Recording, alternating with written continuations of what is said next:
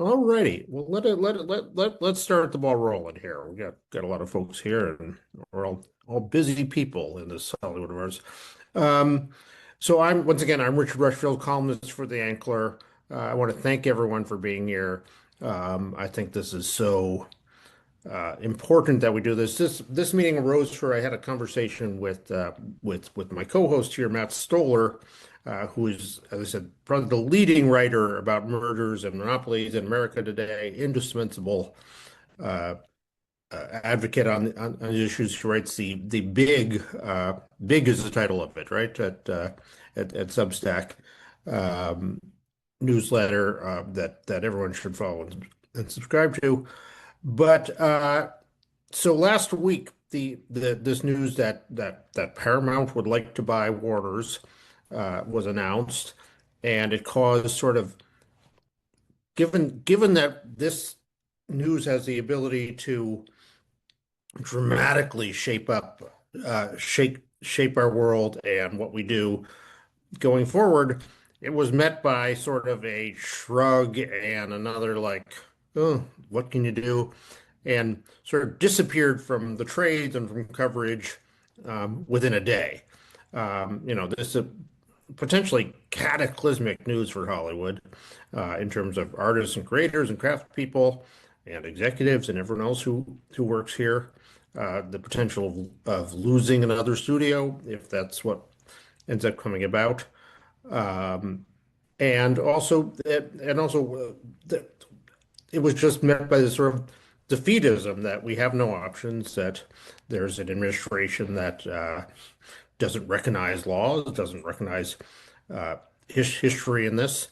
And I w we wanted to get people together to, first of all, show that you have options. There is hope. We don't just all have to accept this and just shrug our shoulders and say what you do, which I think is a much more even timely message now than it was a week ago when we first planned this, when we have seen for the first time one of these decisions by the studios actually reversed by uh, this dramatic pushback. And the second thing we want to do is these are really complicated issues. This gets really tricky, and we're going to try to not get too deep into the weeds here. But I wanted to bring some experts, including we have former FTC Commissioner Alvaro Bedoya here with us as well, who knows this stuff very well, and we'll hear from other sources. And just to give a really high level understanding about what's at stake here and and what we can do about it. So let me start. Let me turn next over to you, Matt. I'd like to say a few words before we get rolling here. Yeah, sure. I really appreciate you setting this up, Richard, and for all of you attending. I'm what I'm trying to do is I'm an anti-monopolist, and we'll work across the economy, and just want to observe a couple of things. The trends that are happening in Hollywood are hitting in every industry, so you're not alone. And Alvaro's here, and hopefully there'll be a few others to talk about that perspective and to give you to tell you to sort of offer some answers as to what enforcers and policymakers can actually do, but also to learn. And then it's kind of a dispiriting time. It's also a scary thing to speak out, and there are reasons to that your voice in particular matters here and can really make an impact. And so part of the what we're trying to figure out is how to help you maximize that impact if you do choose to organize around this alleged this merger, which hasn't been finalized, but looks like the stock market seems to think that it will be at some Yeah. point. So just a couple moments of protocol here. Um, if you have something good to say or a question, we got a lot of great questions submitted with the signups here, and we're going to try to get to as many of those as we can in an hour. If you have other questions, please send them out in the chat, and we'll try to recognize other people to come in and ask them. Also, in particular, Hollywood went through one of these just a few years ago when Fox was absorbed into Disney. So we're particularly interested in hearing people who have experience with that and how it went. The the residing feeling is, oh, it'll all be fine. So it's two studios under one company. What's the big deal about that? And if you have some experience with uh, how that went, please put it forward here. So I want to start with a question. I'm going to put this to you, Alvaro, if I may. Um, Sure. just why here in Hollywood, production companies come and go. Studios have even come and gone. A lot of owners come through and try their hand at the movie business and move on. So, why is this a question for public debate, and why is there a public interest in what happens with this one? Absolutely. So first of all, let me say thank you, Richard, for having me. Matt is someone people like me, who had offices like being commissioner at the FTC have learned a lot from, and his presence here and is very helpful. So let me say a few things as to why I think this is so important and why everyone who is affected by this proposed merger shouldn't treat it as something that just affects them. So very obviously, if these studios merge, it's going to mean less competition for folks in the entertainment industry for their work, right? Whether you are a writer, whether you're an actor, whether you are in the news, whether you work in the many, thousands of different roles and jobs that support this industry, it's going to be less competition for your work. And labor markets are markets that the law protects competition in. And what that means is that if suddenly, 3 or 4 companies used to compete for your work and they're going to merge into 1 or 2 companies, that decrease in competition is something that could be illegal under federal law and under state law, which is sometimes even more aggressive than federal law. So number one, this isn't some private personal thing that's happening to you. This is something that could affect a market that is legally regulated, and the federal government is commanded, and state governments are commanded to protect competition within. So this is a big deal just on its face because it might decrease competition for the work that you all do. And I'll just add, I come to this, maybe a little bit more personally than most folks here in DC. I worked for Senator Franken for 5 years. I was his chief counsel on his first day in office, and to every single person he'd meet, he'd say, I'm a member of 2 unions, and he'd talk about being part of the Writers Guild and the Screen and SAG-AFTRA. And so, and he would teach me, about all the different work that would go into the entertainment industry. And so this is something, though, that other people may not fully appreciate, which is why it's so important, I think, for your folks and the folks calling in to be loud about it, to be loud about the effects this is going to have on you, your life, your family. But so far, I've just been talking about labor. Let me also very quickly get to the other elephant in the room, which is censorship. Okay. We used to have 50 or so companies controlling 90% of the media market roughly 40 years ago. Now we have roughly 5. And if you try to censor company number 50, good luck with the other 49. It's not, and people might say, oh, well, there was the McCarthy era. Yeah, I'm not saying it's impossible, but it's a lot harder to do than a situation where you literally can lift up your hand and name the individual late night host you've already taken off the air and the next ones that you're going to take off the air because they tease you on television.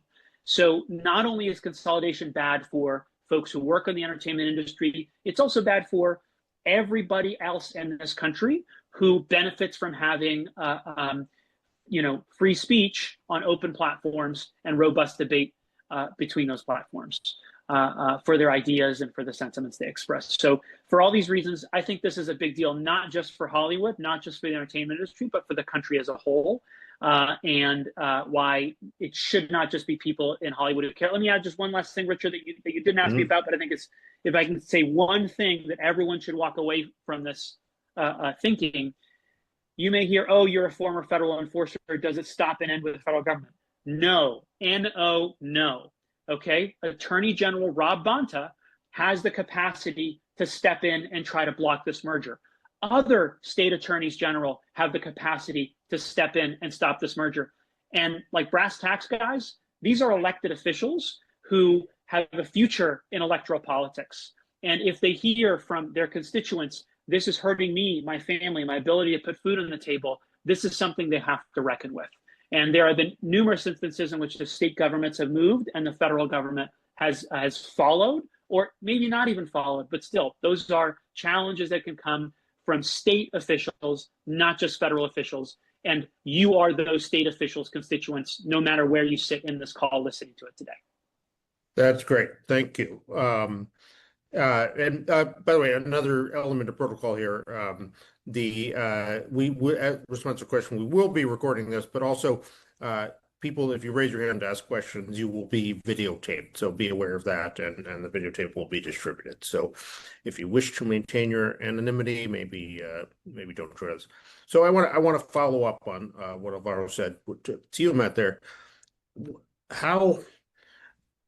I mean, there has been a real defeatism in Hollywood over the past year, in a sense that we are helpless and can do nothing. I think the events of the last week maybe stem the tide of that. We'll see how long lasting it is. But what is your level of optimism that we can have? I mean, I was struck by the fact that the parties involved barely even bothered to put out a positive case about this. It was very much like, yeah, this is what we want to do, so all of you get ready to take it. What is the history of stopping deals like this? How should we jump into that fight feeling like it can happen? So there's been a number of mergers that have been blocked usually with the federal government and the states collaborating. And so the most recent analogy to this one, probably the best analogy, was the Penguin Simon and Schuster merger a few years ago, which was, 5 big book publishers. There had been a trend towards consolidation in the industry, which is a factor in merger analysis. And the antitrust division in some states sued and said, no, this would reduce compensation to book authors. It would also, because it is a very similar process of writing a book proposal and bids and various things. And then they also said it would reduce the diversity of the books that go onto the shelves. And there was a trial. It was there were a lot of agents who testified. There were authors who testified. Stephen King testified. And you got discovery, so you got to see how the industry really worked. And then the merger was blocked. And so that is, I don't want to say it's the most direct analogy here, or it's like a perfect analogy here, but it really is 5-4 creative field mostly about labor markets and creativity. And so you have that precedent on the books. But the other thing about that merger that was really amazing is that you got to do what's called, in a merger trial, you get to do discovery. You get to read the emails and the text messages and the notes and the conversations that are happening in these companies. And so even, look, you might, if you could get a merger trial going, you could stop the merger. That's amazing. There are serious problems in Hollywood. It needs to be, my view is it needs to be re-regulated in certain important ways, but it's really fun. You will at least get to read the emails of the most powerful people in the world. You will learn what happened with Colbert. You will learn what happened with Kimmel, and you will learn all of these crazy things, and you will put amazing people on the stands who will have incredible things to say. It will be the merger. It would be the merger trial of the century, and it would, I guarantee you, it would be a lot of fun and kind of incredible if you could get that going. Now, the one thing that, I mean, there's a number of flies in the ointment here. One of them is that you probably won't have the federal government on your side. So you'd need to have it being done from a state level, and the states have less resources. But you can make that happen if you can talk to enforcers and get them to say, oh yeah, this is a thing in all of the priorities that I'm tracking. This is the thing that my constituents want. So it's possible to do. The other dynamic here that is kind of additive is that Larry Ellison, who's sort of engineering these mergers, is also trying to buy TikTok. It's very political. There's censorship. There's a lot of public concern and interest. So it's very exciting. It could be very exciting. There are other analogies. Kroger-Albertson was another one that got stopped, and there's a few other mergers that got blocked in trials. So it's possible to do it, and the law is actually pretty good on this kind of thing and this particular kind of merger, depending on the details of the markets. Which I guess the last thing I'd say is one thing that I'm told enforcers really need, and Alvaro can kind of back me up on this or not, is that industry stakeholders really have to explain to them how the market works. And industry stakeholders really have to tell enforcers this is important. And if they don't, then enforcers won't think it's important, and they have a bunch of other things to do, and so they're just going to do something else. And then the only way they're really going to learn how the markets work is if you tell them. Yeah. And starting a letter writing campaign and a call campaign to our representatives and to our State Attorney General, who is Rob Bonta. I haven't seen any indications that these are getting organized, but that is something that really needs to happen, that they need to hear from you. And because if anyone looked at Hollywood right now, they would say, "Oh yeah, they're fine with it. They're okay. They like this." Let me introduce one other topic here that will come up at the high level before we get into the weeds here. Can you explain FinCEN and hopefully I'm pronouncing that correctly, and how that affects this picture here, and how that because that has always felt to me like that is the magic bullet that would solve a lot of these problems. So maybe I'm wrong about that. If you guys could tell me there. You want to do it? I don't know. I feel very bad because Frank and my old boss would talk about the FinCEN rules all the time. I did not, like, I never fully understood what they did, so I'm probably not the guy to talk about them. But I think the thing he said, I'll just relay, Richard, what he would say about them. He would say that there used to be rules in place that prohibited, companies from owning all the content, right? Like you needed to divide the content sellers and the content makers from the networks who would broadcast the content. But I'm probably butchering it, so I should shut up. But I think that's basically correct. Okay, got it. Yeah, great. But those were undone, I forget the mechanism why they aren't done. But yeah, I'm quickly showing my lack of sufficient familiarity with FinCEN. It's just something we didn't enforce at FTC, so I wouldn't know. Matt, I don't know if you can fill in. My understanding, and this is consistent across a lot of different industries, not just entertainment industries, but the Paramount decrees and then the FinCEN would kind of quasi-separate the creation of content from the distribution of content. You also saw, you see this is called vertical integration, and you see the problem of vertical integration in a lot of different industries.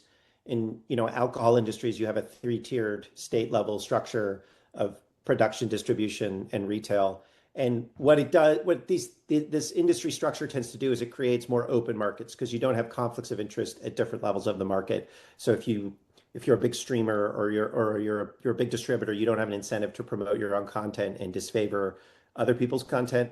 And I think that was the idea behind the Paramount decrees, which were an antitrust settlement or antitrust consent decree in the 40s, and then the financial syndication rules in the 1970s. I mean, if you look at a scenario where, say, Netflix does not own its own shows, but Netflix is negotiating and licensing with outside producers who have I've heard proposals say let them own 40% of their shelf or half their shelf. Even that would just be a revolution in revitalizing the stability of this industry, I think. So that is something to get into. I want to get into our questions that we've received. We'll just start with this one, very high level. If the merger were to happen, what do you think the output differential would be for films and television series? How would this change? I mean, is how much people want to watch just sort of a set number, and either two studios can deliver it or 20, or how does that change? Matt, you want to? I mean, this is. I would be curious, and I would like to hear in the chat. How did people see it change when Disney bought Fox? Because this is the industry, industry stakeholders, you guys had the experience of seeing mergers go through. Typically, when you see mergers in highly concentrated industries, you see a reduction in output. That is, and that's something that you see in other industries. But I would be really curious. I know that there's been a dramatic fall in the output of theatrical film releases, and there was a fall after the acquisition of Fox. But I'd be curious to hear what people experienced when that merger happened. Yeah, please put your response on that or your history in the chat. Oh, and the Writers Guild actually is a great report on mergers and what happened when they took place. So it's worth reading that report. Yeah, I'll link to that in the chat. 2021 that came out. That is really good. The short answer is they're not looking to buy a studio so that they can have more competition and pay more for more shows. That's not the goal here. And anyone involved with it, I don't think feels the absorption of Fox into Disney has led to a dramatic outpouring at the time.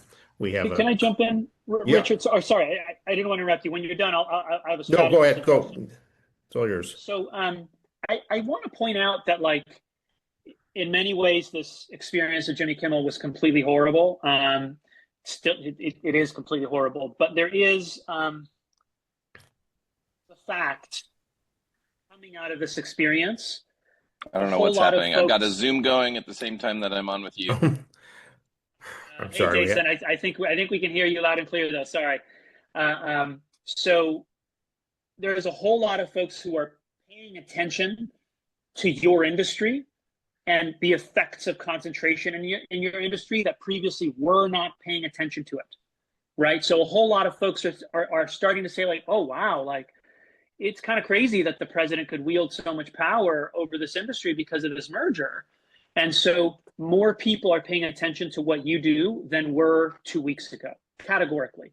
Number one. Number two, I think there was a suggestion to do letter campaigns, calls, do those things. But also, many of the folks on this call are very good communicators, right? And they can be very persuasive. Some of you might be writers, some of you might be actors, some of you directors, producers, etc. You name it, right? Go online on social media and tell your story about how the last couple mergers affected you and why you think this one is so harmful, right? You can tag people like Attorney General Bonta in your posts. People in these positions of authority and their staffs pay attention to these things. And now you also have folks here in DC in these national bureaus for places like CNN, for example, who are saying, hey, it's kind of crazy what's happening. Maybe we have an entree into covering these kinds of mergers more closely. Although CNN is a Warner property, so they might not be the first to run this. But anyways, that's a strategy thing I wanted to share. That gets us how does the state of the news media? Yeah, I mean we have few enough news outlets in America, and this would presumably we would merge CNN with CBS, and we'd have one less here, and we're really looking at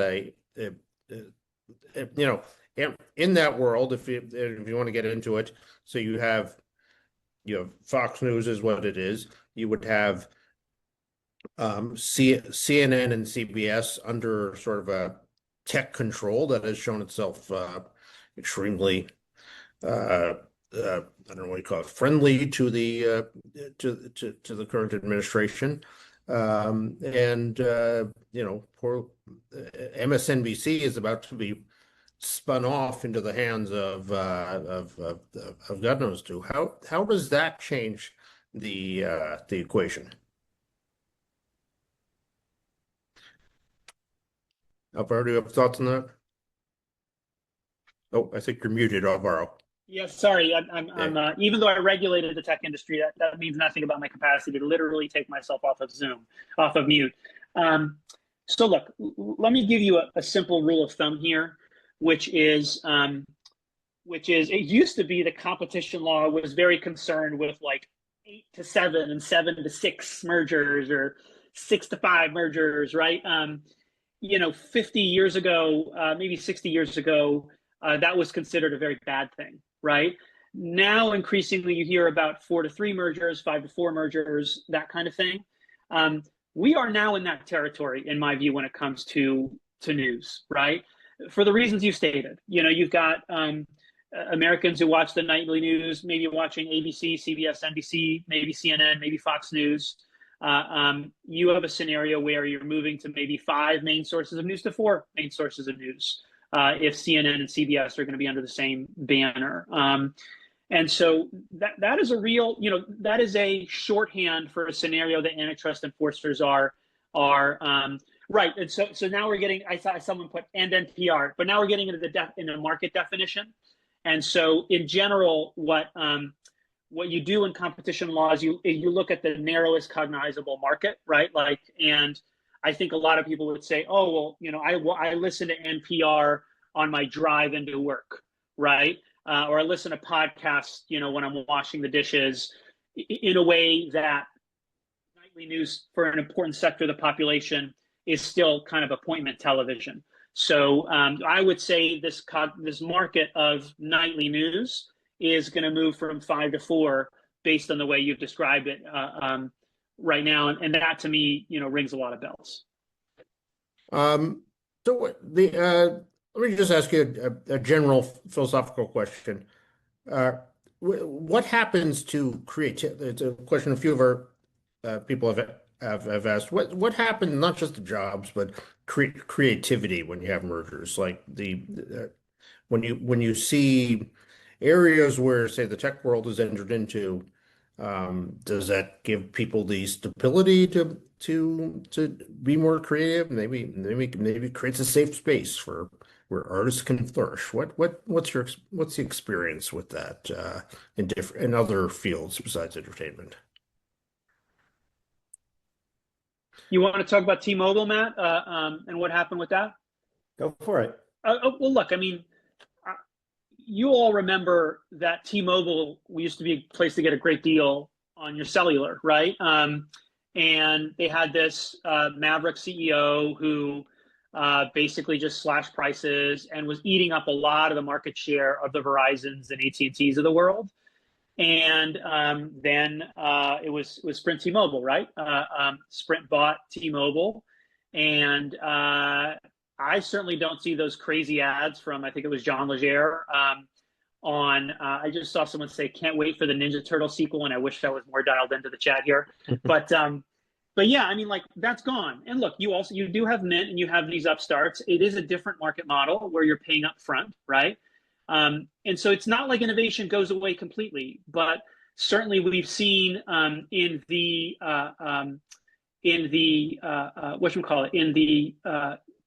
cellular setting, a real extinguishing of this competition. Let me point out something else, which is the bigger a company gets, the more it cares about its stock price, and the more that this number go up obsession just continues, right? And so, as companies get larger, their connection to the people they serve, the communities they serve, the professions they're a part of are diminished in the face of basically stock incentives for the executives. And here's the sad fact about stock incentives, which is basically, I forget, and Matt, you'll probably know this off the tip of your tongue, but every quarter there are earnings calls, and you have to come up with a story for why your number is about to go up.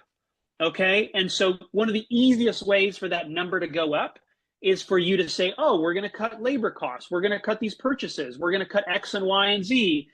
You need to performatively cut things in order to make a great number go up story for all those analysts at all the institutional investors to say, oh, well, I think, Acme Corporation's number is about to go up because they just cut all these costs, right? And so there is a performative aspect to making sure that stock number goes up, that the bigger these companies get, they care a hell of a lot more about.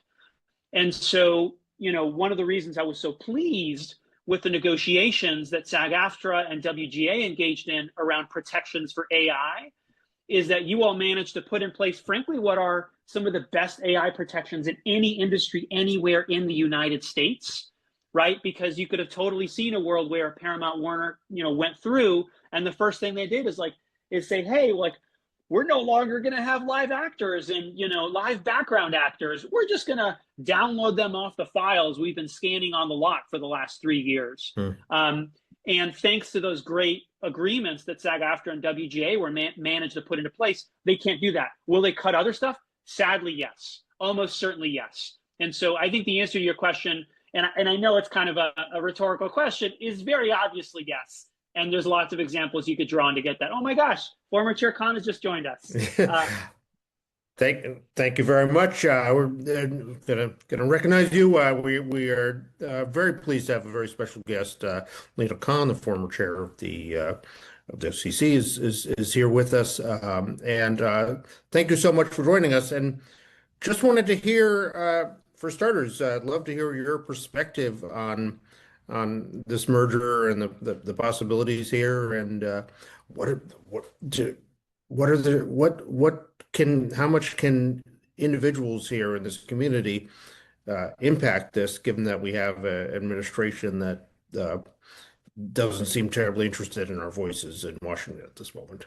Yeah, well, it's so great to be here. Thanks so much for inviting me in. And yeah, really agree with a lot of what former Commissioner Bedoya just was laying out in terms of, how consolidation allows firms to become too big to care and really stop being focused on serving their actual customers and workers and having to compete for their business. Stepping back, you all and market participants can make a huge difference in terms of how potential enforcers even understand what the impact of this merger is going to be. When we were at the FTC, we would do a lot of listening sessions. We did them around the merger guidelines. We did them around particular mergers, and actually hearing on the ground from actual market participants how prior mergers had, changed the industry, what that meant practically. We got some pretty, thorough and rigorous write-ups, I remember, including from WGA, laying out how the trend of combined vertical integration coupled with horizontal concentration had just led to degradation on so many different fronts, from impacting pay to impacting just the precarity of work to impacting fewer and fewer channels to distribute and even have the opportunity to market your content, and just all the different ways that was playing out. And so I think we don't know what the federal enforcers are going to do. I mean, unfortunately, we have seen some serious backsliding on the merger enforcement front. They seem, much happier, much more comfortable to wade through even flagrantly illegal deals. Sometimes they'll kind of, just check the box on getting some random concessions or settlements or whatnot. But it's important to remember that regardless of what the feds decide, the state attorneys general here are also serious players. Many of the lawsuits that Commissioner Bedoya and I filed at the FTC trying to block mergers had state AGs signing on. But the state AGs have independent authority to challenge mergers. They have, independent legal authority to do that. Sometimes the challenge can be is that federal enforcers are entitled to getting certain information from the companies. So basically, if companies are reporting a merger that is, above like 120 something billion dollars, they have to submit certain information to the FTC and DOJ. State AGs are not automatically entitled to that information. The companies get to choose, basically, do state AGs see it or not?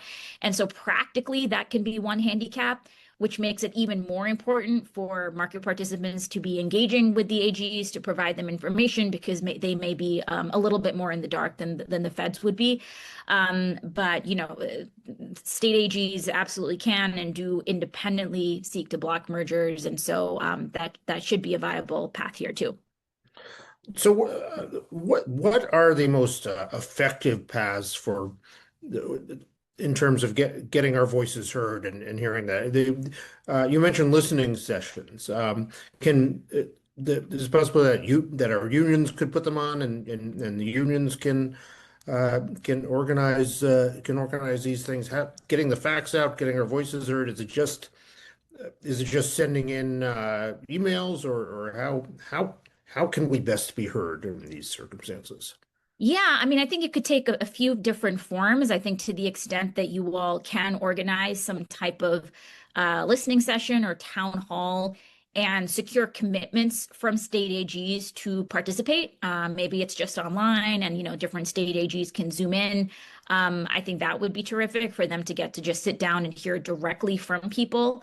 To the extent that there is write-ups that you all can do, oftentimes at the FTC, we would get, very fancy white papers from the defendants, from the merging companies, explaining all the good things that would happen from this merger. They make it very easy for you to try to kind of come along and be supportive in terms of laying out all the good things. And to the extent that there seems to be anything suspicious, they'll try to explain it away. Understandably, resource asymmetries mean that we are often not getting that same fancy white paper from the other side. And, I know there are serious limits, but to the extent that there can be any paper that is, providing a more kind of holistic, big picture account of what's going to happen, to the extent that you can get some help from an antitrust lawyer to even translate. I think it's important to tell the big picture story just at a human level about how you think this merger is going to change the industry. But to the extent you can also have a part of the paper that is kind of doing some of the work of putting that in like antitrust language or antitrust framing based on the merger guidelines, it just kind of helps handhold, for enforcers connecting the dots between what's going to happen and why that means it's illegal under the law. So those are a few things that you all could do, but I'm sure Commissioner Bedoya and others will have good ideas too.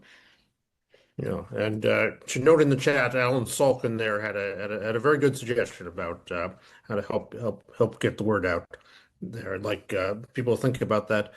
I'm sorry, Commissioner Bedoya. Oh yeah, look, I was just going to say that one of the bad sides of being illegally fired or having the president try to illegally fire you from your job is you don't have that job anymore. But one of the upsides is you do, and I since then formally resigned. I do have a lot more freedom. So I'm actually be in LA towards the end of the month in October. And if folks want to do a public roundtable, I will gladly attend that roundtable. It's not and be a part of that. But I do think making noise and being loud is extremely important because so many things are hitting all at the same time. And maybe you already talked about this, or this is obvious, but the events of the last couple of weeks, I think, have made people who don't even think about mergers or consolidation in your industry kind of sit up and think, oh, there are real consequences here, not just for you all and people in the industry, but for kind of our country and our democracy. And so I think, this is an especially salient moment. This would also be a huge merger. Right. And so I think this is something that, of course, you all are going to report on, but to the extent that, you're going out of your way to invite, the beat reporters from, the Wall Street Journal, Bloomberg, the New York Times, just really amplify, how even other reporters are understanding what's going on here. I think that will be really important. Yeah. So we if we can talk about a little with all your history of seeing this is the latest front in a wave of consolidation that has been going on since the rise of the tech giants. And my back of the envelope calculation is at this point, when you consider Netflix, Amazon, Apple, and now Paramount, maybe 70% of the cameras rolling today fall under the tech umbrella, which would increase if this happened. So what is the history of when the tech world takes control of a sector? How does that generally go? Well, I mean, you all have lived through it, so I feel a little presumptuous, trying to narrate it. But I think stepping back, we have seen a few different commonalities across sectors. The one thing is, traditional media or traditional, book publishers or traditional, what have you, they were in the business of that one industry, right? They were basically trying to make the economics work of making movies or selling books. And once you introduce a player that is basically a conglomerate that is involved in all these different lines of business, one thing we see is that they can massively cross-subsidize. And so the economics that they face is very different from what a, single standalone player in that industry faces. And that can create all sorts of distortions, right? They can engage in huge losses because their motive is not to make money on that one film, but to kind of boost subscriptions for their broader platform because that's going to make the money through some other means. So I think, at a basic level, that can be one big distortion that we see. The other component of that is because these players are involved in so many different lines of business, sometimes that gives them more leverage points or more kind of coercion points where they can condition access to, say, their cloud computing business or condition access to their AI models on something totally unrelated to that business that affects you all. And then you're not able to compete because you don't have, a multi-billion-dollar cloud computing business. And so those are just a couple of ways that we see those distortions play out historically. I'd like to ask another technical question about opposition put out by Taylor Lewis in our chat. Who are the key players to approach to help gain some momentum once we've gathered enough oppositional stories? Where should we direct our activism and opposition here? I mean, I think state AGs is top of the list for me. I mean, invite people from the DOJ in particular. Commissioner Bedoya, did you have other ideas? That's what I was going to say. State attorneys general. Everyone said Attorney General Rob Bonta, but these markets are not limited to California. And so, even if you're not in California, you should contact your state attorney general about this merger, and make it about how you want your news to not all be controlled by like 3 companies. And so this is not just a folks in California. Everyone should contact their state attorney general and make a case in plain language for why you don't want this to happen. I would also say, on a starter, somebody put in the chat, but the guilds, they said, what are the guilds saying? I would also get your own institutions activated. That's important. And then I wouldn't hesitate because they're the ones who can get that, like turn your stories into antitrustees, which is very annoying. But the other thing is, the antitrust division at a federal level, they do exist. So you should also, CC them on requests because we don't know what the merger deal is going to be, but it looks pretty illegal. And it would be ridiculous for them to just wave it through. And you want to make it harder for them to say, we like this merger, because a case against the federal, if they just don't challenge it and they don't say anything, it's easier to bring a state case. If they say, this is a great merger and we're going to do a settlement here or there, which is what happened with Sprint T-Mobile, it's harder to challenge. So putting pressure on the antitrust division is helpful. And then really just, there's another angle, which is California is considering redoing its antitrust law right now. It's been a long process, and that's a big deal. And so you can get involved in that. State representatives and state senators are much easier to get to than members of Congress, who are also useful here because this is a big political thing. So you can really go to a lot of different characters. The people that have leverage are the state AGs. In general, my observation is that it is also a momentum thing. So the more of your own institutions you can get to speak out, the more letters from members of Congress, the more people who are saying, we really do need to change the state laws, which, these mergers they do fall under state law, the easier it might be to challenge. So there's a lot of leverage points. It's really about getting yourselves organized, putting together some basic arguments, and then just pushing those everywhere in every op-ed place you can, annoying the trades until they cover it, like that kind of thing. In your experience, how much of these companies, how much does public pressure and public pushback affect them? We saw with Disney how it affected them greatly, very quickly last week. But in these big, giant strategic corporate positions, do they care what the public says? Does it have any impact, or do they just brush it off and say, come on, stop us if you can. I'll throw that out. Lina, what's your It's difficult to generalize. I personally wouldn't hang my hat on just like public pressure itself, kind of inducing them to do the right thing, in part because, as Commissioner Bedoya was talking about, they once they reach a point where they do not need to care, where they have a certain segment of customers that are captive, when they have a certain segment of producers and suppliers that are captive, they are less responsive, right? The other thing I'll just say is, we talked about the federal enforcers, we talked about state AGs. It is technically possible as a private citizen to file an antitrust case to block a merger. There are certain conditions you have to meet. You have to kind of be an injured party by the merger, so you have to show that the merger would directly harm you. So, if you're a producer or worker or somebody else who's going to lose out, you would want to be able to show that. Pure private merger cases have been rare, but they do happen. And so, that is also an option to just be aware of.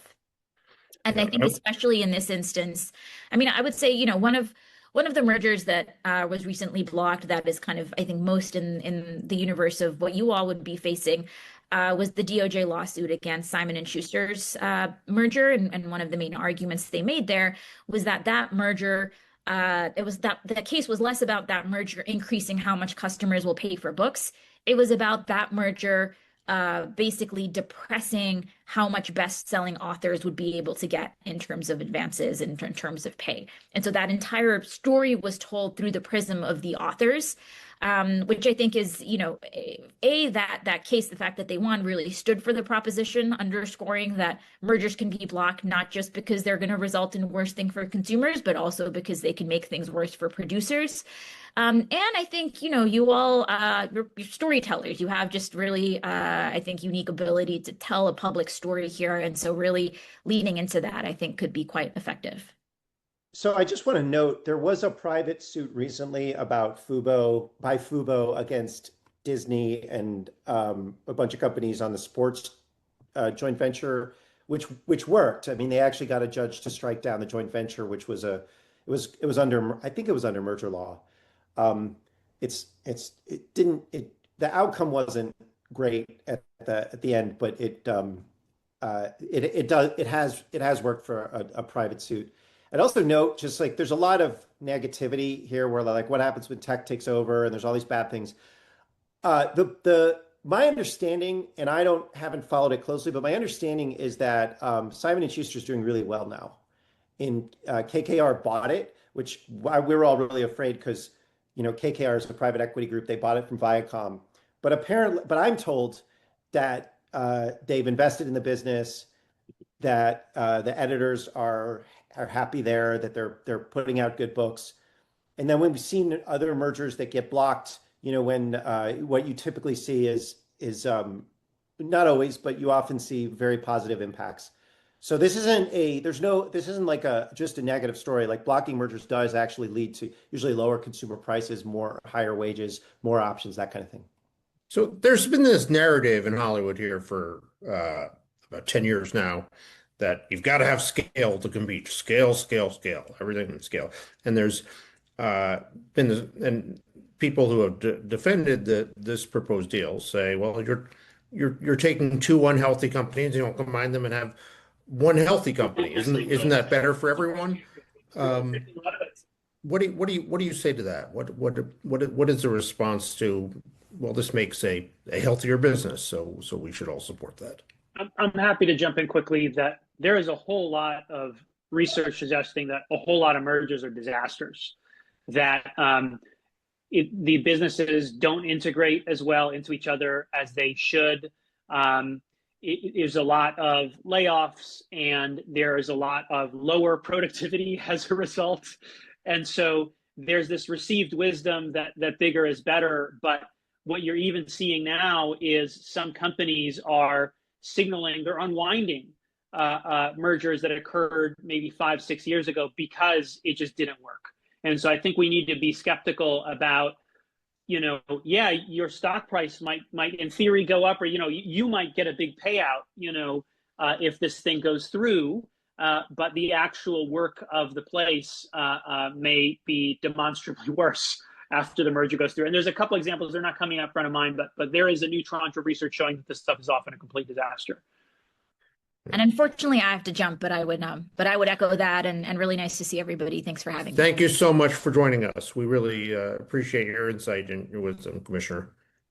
We have to wind down here. We have a few minutes. I want to see if anyone else wants to jump in here and any wants to ask a question or give their experience with mergers. Please raise your hand or identify yourself in the chat there. Before we go in our final 8 minutes, I'd love to call on some others here. So Matt, you used a word that I want to know how freely we can all throw around. The word was illegal. Can we clearly say that this proposal is illegal, or how freely can we use that word? Do you want me to answer? Yes, please. All right. Well, I'm not a lawyer, so I can just say it if I want to. Yeah. But neither am I, so I can be a fool also. I mean, I think the answer is that the antitrust laws are pretty vague. So the Clayton Act says that mergers that may, quote unquote, may substantially lessen competition or tend to create a monopoly are unlawful, and that is a pretty vague that's pretty vague. And but there's a lot of precedent, and the Department of Justice and the Federal Trade Commission have periodically issued merger guidelines that say this is what we think the law applies to. And so I think there were 11 or 12 guidelines. They recently released a new set of merger guidelines in 2023. And there are certain aspects of the Warner-Mount merger, which again isn't finalized, but let's say it is, that suggests, at least on a amateur reading, that it violates several of the guidelines.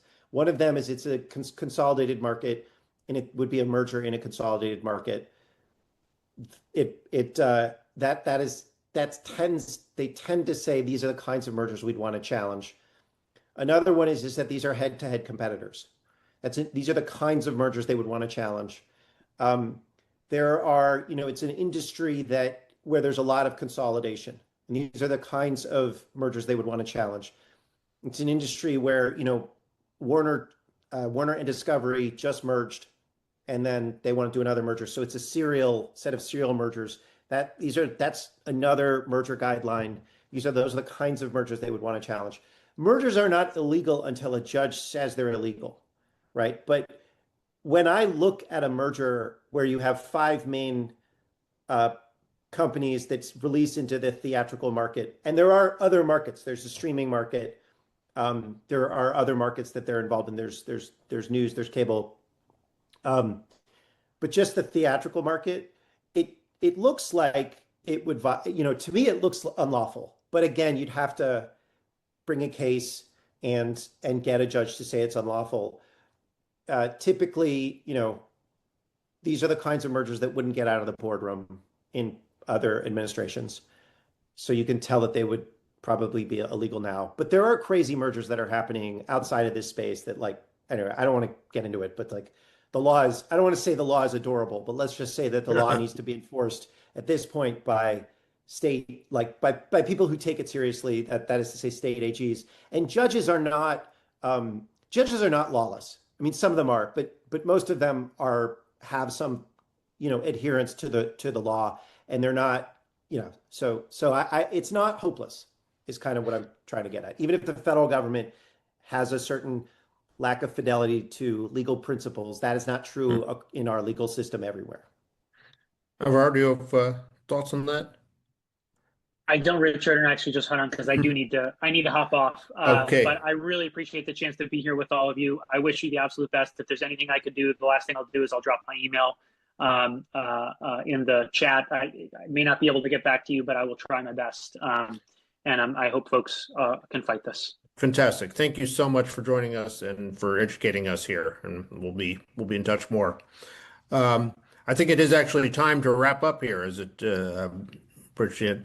in there. Just Matt, what is your level of optimism that we can?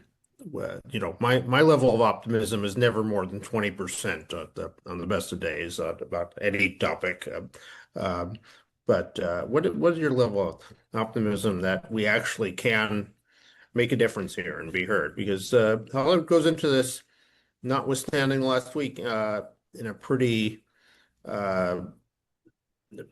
defeatist posture. Yeah, well, that I always say this old Simpson joke, we've tried nothing and we're out of ideas, right? I mean, part of the dynamic here is there hasn't been an aggressive attempt to say, no, stop this merger. There was some opposition to Disney Fox in 2019, 2020. The Writers Guild was aggressive on that one, but that was before this kind of new wave of antitrust had really hit. It started to hit a little bit. It kind of depends on the day how optimistic I am. And I think part of the dynamic here is I don't have a crystal ball. I don't know. And every other day I'm really pessimistic, or I think that things could be breaking in a better direction. But to me, this is kind of existential. And I don't think we can, I see signs of hope. There is a broad anger and dissatisfaction in the public at large. And you've seen in every election since 2006, except for 2012, there was a change of one House of Congress or the presidency or all three. And that reflects a deep rage that something isn't right. And I think what we've seen across in almost every part of the country in most industries, is there is a feeling of a loss of control. And that's fundamentally what is happening here is people are taking control over this industry, financiers, and stealing your ability to express yourselves and make art and sell that art. Whether people buy that art is a different question. But right now, even just getting that art out is really, really, really hard. And I just generally believe that if you ask, you may not get, but if you don't, I put this in the chat, if you ask, you may not get, but if you don't ask, you don't get. And I think this is an opportunity like this. I don't want to say the stars are aligned for something perfect here, but I wouldn't be spending my time on this if I didn't think that it was worth trying to do something about it. And I also think if you could get, again, it would be really fun to do discovery on these guys and to be able to read and see what some of the most powerful people in the country are really thinking and doing. And that's like one of the great things in America is to see people on the same level, all of us on the same level. And that's what antitrust law is designed to do. And then usually if you can win on something like this, it can be a springboard for, restoring and restructuring our markets. And that is what we've seen periodically throughout American history. So I can't say we're at a tremendous turning point in American history to really make things a lot better, but I can't say we're not. And that's kind of the way I know that's not really an answer. But I will say, like, today I woke up more optimistic. Because one of the people in the antitrust division or in the DOJ just got kicked out by the Trump administration because he was too focused on grifting and not enough on the things they wanted him to do. And he had screwed up a bunch of the antitrust stuff. And that's a really good thing. And no one paid attention. And there are actually like really interesting things happening around in a bunch of different areas. But the narratives right now are very, very gloomy. So but that affects, so I'm just trying to figure out how do you, I don't want to be like I don't want to, say that things are much better than they are, but there are reasons for hope. Yeah, I'll just to close. I'll just quote yesterday on my interview show, the Rushfield Lunch. There on Substack, I had Garry Kasparov, the great Russian dissident and democracy activist, on, and he ended just urging us to remember, people who are for democracy, who want a free society. We're the majority by every poll. We're the vast majority. So let's act like it. Let's make ourselves heard. And I'm going to be with the Ankler and be talking to others and Matt, looking for ways to organize and keeping this going. Thank you all so much for joining us, and thank you Matt, who really organized our guests, and beyond bringing his own indispensable wisdom here. We will continue to be in touch on this issue. This is a long, long road ahead, unfortunately. And most importantly, I'd like to confirm Matt and I did not coordinate our shirt wear for this meeting. This is a coincidence, but I will take it as an omen that this movement is headed in the right direction. But can you confirm that that the pinkish shirt, mauve, is it? Shirts were not planned. Mine is salmon and kind of wrinkly. Yeah. Thank you all. Thank you, Matt, and let's all stay in touch.